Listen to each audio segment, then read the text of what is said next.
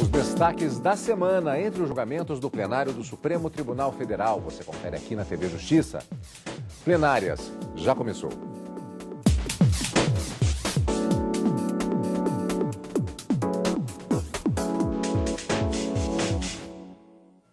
Hoje com os principais momentos das sessões plenárias do Supremo Tribunal Federal dos dias 29 e 30 de maio de 2019.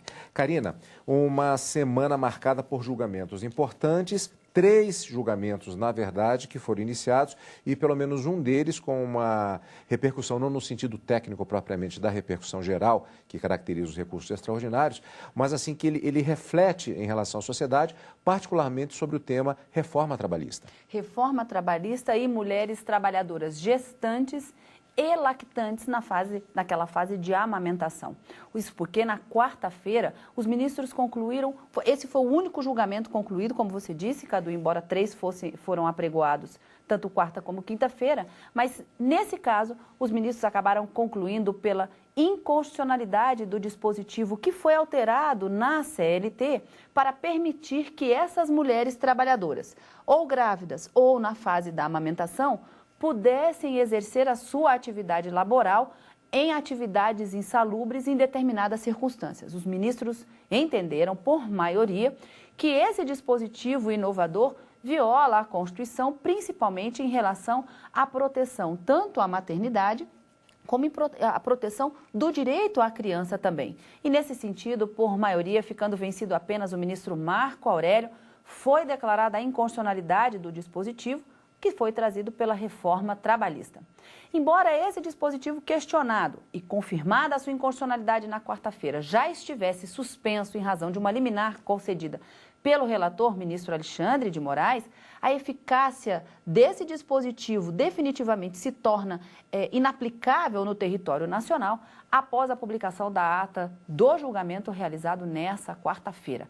Mas o que nós podemos dizer é que, nesse ponto, a reforma trabalhista acabou violando a Constituição Federal, principalmente nesses 2 direitos, nessas 2 proteções trazidas, mas também outras várias proteções foram invocadas, não só pelo ministro Alexandre de Moraes, mas também pelos demais ministros nos votos que foram proferidos na quarta-feira. Esse, sem dúvida alguma, foi o grande destaque da semana. Agora tivemos também, como você bem disse, 2 julgamentos que foram iniciados, um mais rapidamente na sessão plenária da quarta-feira e um outro que caracterizou pela importância do tema toda a sessão plenária da quinta-feira, somente no relatório e nas sustentações orais, já com perspectiva de continuidade posteriormente. Que julgamentos foram esses, Karina? Na quinta-feira, dispositivos envolvendo uma lei de 2016 que criou o Estatuto das Empresas Públicas, das sociedades de economia mista, suas subsidiárias e as suas controladas. O principal ponto questionado dessa legislação e que é objeto dessas ações diretas de inconstitucionalidade, inclusive do referendo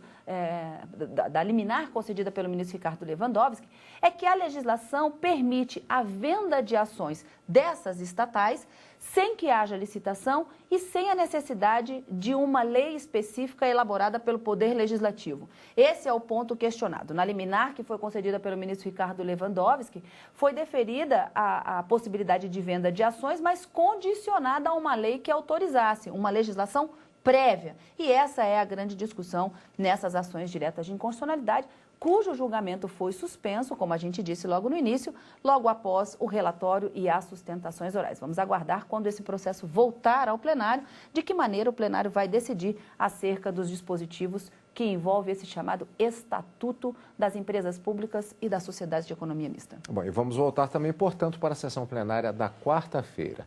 Naquela sessão havia a perspectiva do retorno do julgamento sobre se trabalhadoras grávidas ou que estão amamentando podem trabalhar em atividades insalubres, como já adiantou inclusive a Karina.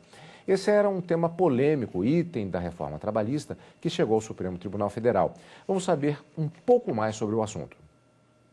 Em abril deste ano, o ministro do STF, Alexandre de Moraes, concedeu liminar e declarou inconstitucional o dispositivo criado pela reforma trabalhista que autorizou o trabalho de grávidas e mães que amamentam em atividades insalubres.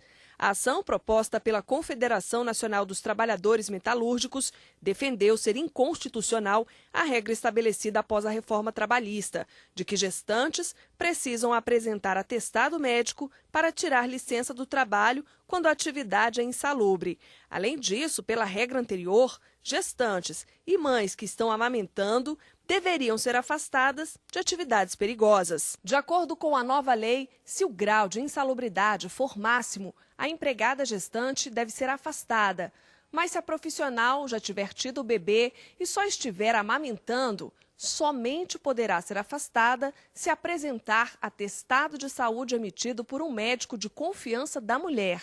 Segundo o ministro Alexandre de Moraes, a proteção da gestante e da lactante é um importante direito social que protege mulheres e crianças. A decisão do ministro foi em caráter provisório.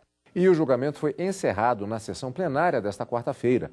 O Supremo derrubou a norma da reforma trabalhista que obrigava gestantes e lactantes a apresentar atestado médico para se afastar de atividades insalubres. O trecho da reforma trabalhista que passou a obrigar mulheres e lactantes a apresentarem atestado médico, indicando que não podem trabalhar em locais insalubres, foi defendido pela Confederação Nacional de Saúde. Temos no nosso dia a dia o convívio direto com questões que envolvem a insalubridade dentro dos setores hospitalares e pelo fato de que a nossa força de trabalho hoje representa 74,5% de mulheres como prestadoras de serviço dentro da saúde.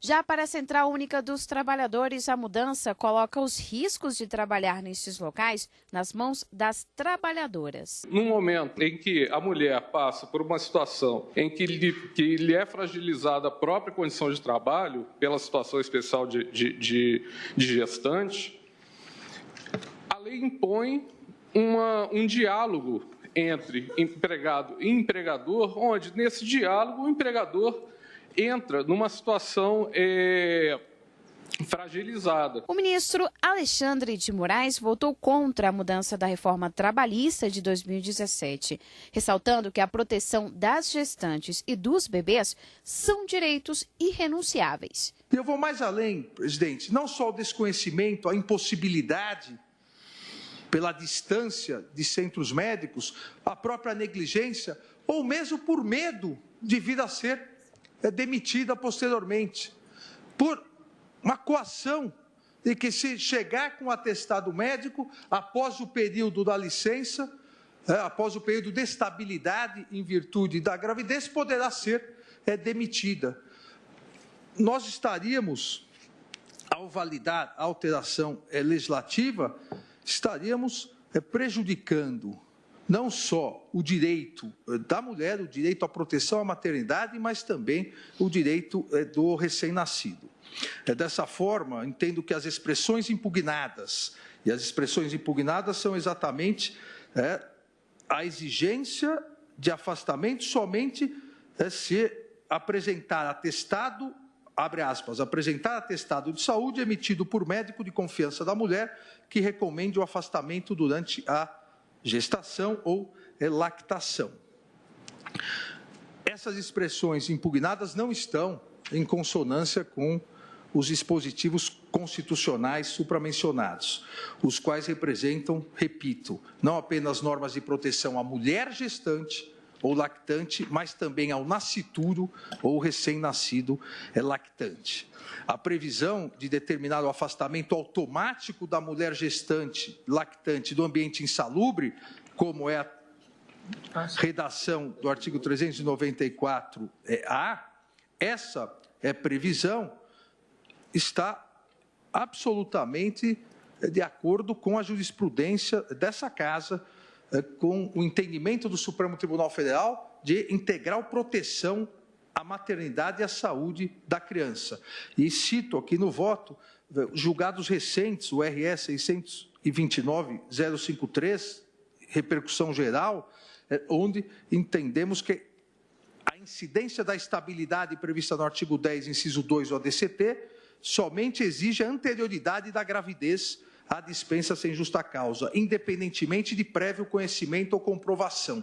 Esse caso tem muita relação, porque se invertia o ônus lá também que, para que a gestante tivesse direito à estabilidade durante a gestação, ela deveria comprovar antes de ser demitida, mesmo que já estivesse grávida. Aqui se pretendeu a mesma interpretação, a inversão, ou seja, não, a insalubridade, em tese, não causa riscos à saúde, o que é errado. O Ministério da Saúde e o antigo Ministério do Trabalho, em normas regulamentares, apontavam isso, mas se tentou inverter a lógica. Em regra, a insalubridade não causa riscos, a mínima e a média durante a gestação e mesmo a máxima durante a lactação. Excepcionalmente, deve-se comprovar com atestado. Ora, é a inversão de qualquer proteção à maternidade, qualquer proteção ao nascituro ou ao recém-nascido. Na mesma linha vieram os votos seguintes.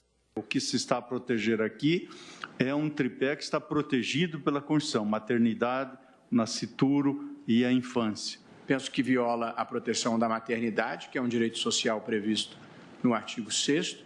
Penso que viola a proteção da criança, sobretudo a proteção da criança que a norma protetiva visa resguardar. Implica inegável retrocesso social, porquanto revogada a revogar anterior norma proibitória do trabalho da empregada gestante e lactante introduzida no sistema normativo trabalhista em 2016. O ministro Marco Aurélio divergiu. Onde o conflito dessa norma com a Constituição Federal? Não é razoável preconizar-se que haja um pronunciamento técnico de profissional da medicina sobre a conveniência do afastamento do ambiente insalubre em grau médio, porque se for em grau máximo, tem-se enquadramento no inciso anterior, e o afastamento independe de qualquer atestado. No inciso 3, versa-se a problemática, que não é problema, ao contrário, é recomendável, da lactação. E aí prevê o preceito que atividades consideradas insalubres em qualquer grau, quando apresentar atestado de saúde, também emitido por médico de confiança da mulher, que recomende o atestado, o afastamento durante a lactação, ocorrerá esse fenômeno, o fenômeno do afastamento.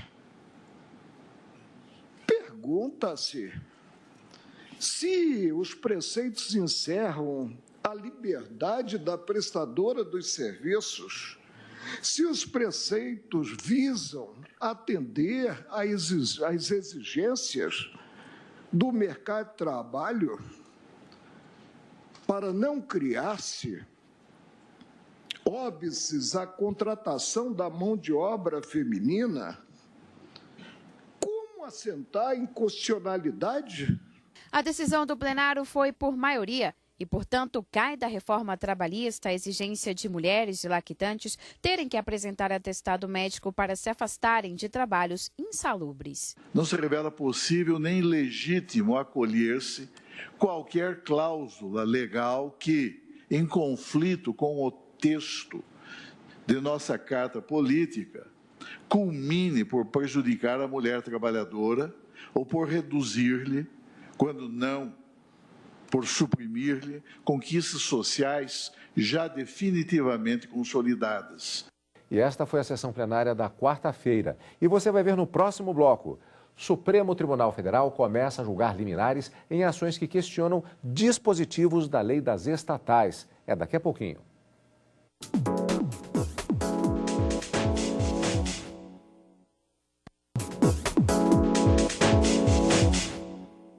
Plenárias está de volta. Sessão plenária desta quinta-feira. Supremo Tribunal Federal começou a julgar liminares em ações que questionam dispositivos da lei das estatais. A análise da matéria teve início com a apresentação do relatório e as sustentações orais no plenário. O STF decide se referenda ou não liminar parcialmente deferida pelo ministro Ricardo Lewandowski, relator do processo. Entre os temas abordados, o Supremo discute se o governo pode vender estatais sem aval do Poder Legislativo. O Brasil tem hoje mais de 400 estatais controladas, direta ou indiretamente pela União, estados e municípios. Dessas, 138 são federais, como a Petrobras, Banco do Brasil e Caixa Econômica. Há 3 anos, a Lei 13.303, conhecida como Lei das Estatais, regula como deve ser o funcionamento dessas empresas e como elas podem vender suas ações. A discussão da constitucionalidade da lei está no STF. O ministro Ricardo Lewandowski já concedeu liminar que suspende provisoriamente a venda de estatais sem o aval do Legislativo. A Lei das Estatais, recentemente editada, que não se confunde com a Lei das Privatizações, aquela editada durante o governo do Fernando Henrique Cardoso, presidente Fernando Henrique Cardoso. Para a Confederação Nacional dos Trabalhadores do Ramo Financeiro e o Partido Comunista do Brasil, a lei é inconstitucional e questionam pontos como a não exigência de licitação para vender ativos. Manter em vigor a Lei 13.303 em sua inteireza submete a grave dano à ordem pública e à institucionalidade. É a lei legítima e tem origem ilícita in totum. Se é necessária a instauração de licitação para que uma escola primária compre carteiras, para que uma escola primária adquira a merenda dos alunos, seria absurdo alienar, por exemplo, uma plataforma de petróleo ou um conjunto de gasodutos que valem 34 bilhões de reais sem a instauração de um processo licitatório. A Advocacia Geral da União defendeu que a atual conjuntura econômica exige flexibilidade. Citou o caso da Petrobras e afirmou que, caso a petroleira não possa vender suas subsidiárias sem licitação, prejudica sua posição no mercado. Nós não estamos tratando aqui da venda da holding, da Petróleo Brasileiro S.A. Nós estamos tratando aqui da possibilidade da Petrobras desinvestir para reinvestir nela mesma. A Procuradoria-Geral da República ressaltou que, para privatizar estatais, o Poder Legislativo deve ser consultado e aprovar lei específica. Não é possível que a compra e venda de ações das estatais seja feita sem uma lei autorizativa e sem uma lei que permita exatamente que todos saibam quais são as estatais que estão sendo desinvestimento ou desestatizadas. Este é um tema da maior envergadura, da maior dimensão, tanto que o ministro relator realizou audiência pública sobre o tema. Todos nós precisamos nos debruçar sobre ele e, como combinado no início, nós então encerraremos por aqui e suspendemos a sessão e suspendemos esse julgamento para continuidade na próxima quarta-feira, dia 5 de junho, a partir do voto do relator. Bom, Karina, como vimos, foi um referendo de medida cautelar submetido ao plenário. Foi concedida uma liminar pelo ministro Ricardo Lewandowski. Ainda não temos o julgamento. Mas qual foi o teor dessa liminar concedida pelo ministro? O ministro Ricardo Lewandowski decidiu liminarmente, ainda precisa da confirmação do plenário do Supremo Tribunal Federal, é isso que diz a legislação. Ele determinou que a venda de ações, ela é possível, mas é preciso autorização prévia do Poder Legislativo. Ou seja, é preciso uma lei específica autorizando a possibilidade da venda dessas ações. E que a dispensa de licitação, ela somente será possível se isso não implicar em venda do controle acionário da empresa pública, da sociedade de economia mista, subsidiárias ou controladas. Por enquanto é essa decisão que está valendo, mas, como diz a própria legislação, há de referendo do plenário do Supremo Tribunal Federal, ou seja, sujeita à confirmação, à ratificação pelo plenário. Esse julgamento deve ser retomado na próxima semana, segundo disse o ministro Dias Toffoli. Bom, portanto, você vai acompanhar, como sempre, esse julgamento ao vivo aqui no Direto do Plenário e os principais momentos aqui no Plenárias. Bom, agora nós vamos voltar para a última quarta-feira para um registro. Nesse dia, logo depois da sessão plenária, foi lançada a 13ª edição do Anuário da Justiça Brasil. O evento contou com a presença de representantes dos 3 poderes, de entidades e associações. A edição é uma iniciativa da revista Consultor Jurídico e da FAAP, Fundação Armando Penteado. São quase 400 páginas. A primeira parte detalha os perfis dos ministros do Judiciário. A publicação deste ano reserva um espaço para as principais decisões dos tribunais superiores e trata também da tendência de julgamento em alguns temas que ainda são considerados polêmicos. Se o jornalista é conhecido por suas reportagens, o pintor é conhecido por seus quadros ou por suas paredes, não é? Um julgador só deve, acreditamos, ser conhecido pelas suas decisões. Não por uma decisão de 5 anos atrás, não por ter ido a uma festa, não pelo seu penteado, muito menos por ter sido indicado por tal presidente, mas pelo conjunto das suas decisões. O diferencial dessa publicação é esse: possibilita enxergar globalmente o trabalho de cada ministro, de cada gabinete do STF e tribunais superiores. Mostra o judiciário em ação e em movimento. Os dados permitem entrever o lado humano da estrutura judiciária, da advocacia e do Ministério Público. Segundo o presidente do Supremo Tribunal Federal, o anuário faz um diagnóstico fiel e abrangente do judiciário. Ele reforçou o papel da justiça e elogiou o empenho de cada magistrado que julga por ano cerca de 2.000 processos. E, em especial, o esforço da Suprema Corte.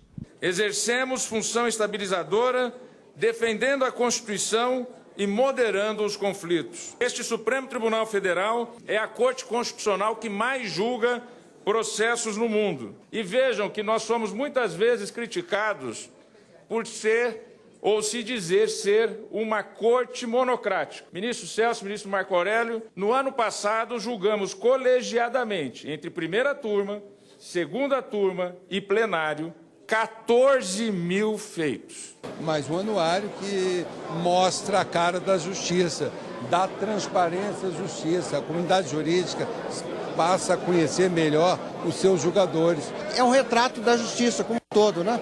Acho que é importante que a sociedade conheça o que pensam os ministros, o que pensam os magistrados. Aqui a gente encontra informações precisas e preciosas sobre o Poder Judiciário brasileiro e sobre o sistema de justiça como um todo, encimado pelo Poder Judiciário.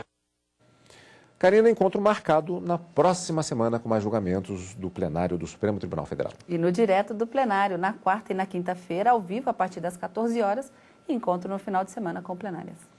Obrigado pela companhia, como sempre, é claro. Continue conosco aqui na TV Justiça.